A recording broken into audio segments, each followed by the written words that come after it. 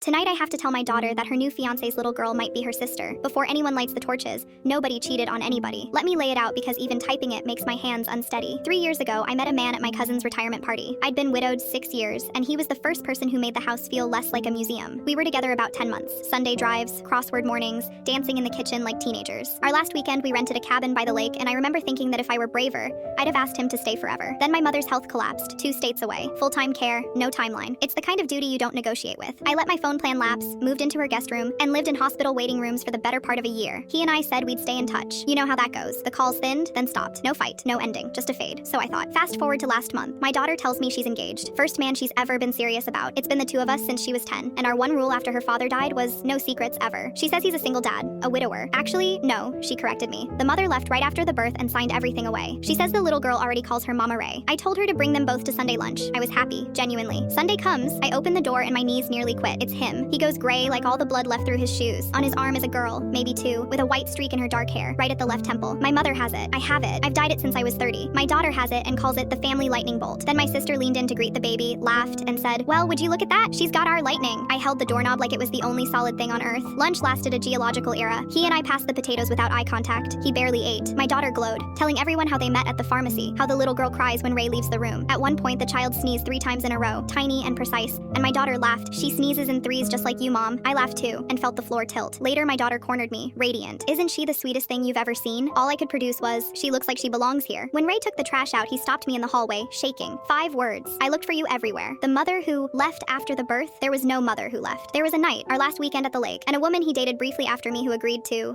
No, he stopped, started over. The truth. The baby was left with him at 4 months old by that brief relationship. But the dates, he said, staring at me, the dates never worked. The hospital paperwork put conception 7 weeks before he ever met that woman. He'd wondered for 2 years. He had no last name for my mother's town, no number, nothing. The dates put conception at the lake. He begged me, whispering as the door opened, for time to think. Then he was buckling a car seat into my daughter's hatchback, smiling like a man who wasn't drowning. I haven't slept a full night since. The streak, the sneezes, the math that lands in the same place every time, and the 3 a.m. thought that will not leave. If that little girl is mine, is ours, then the child my daughter is learning to mother is her half-sister. Meanwhile, Ray texted photos all week, the girl in tiny rain boots, asleep on her shoulder. "Mom, I already love her." Every message, a blade. Wednesday, he met me at a diner, somewhere public, and showed me the hospital records on his phone. He wasn't asking me for anything. He just didn't want to detonate 3 lives. I told him what I know in my bones. A buried secret doesn't stay buried. It rots the floor you build on. Ray deserves the truth. That baby deserves it. We agreed to test him, but I said my daughter hears it from my mouth first. I asked her to come by tonight, then everything went silent. No answer, no reply. His phone, straight to voicemail. 20 minutes ago, my phone finally lit up. I can't stop rereading it. "Mom, he just told me everything. I'm on my way. Don't say anything until I get there. She's in the car."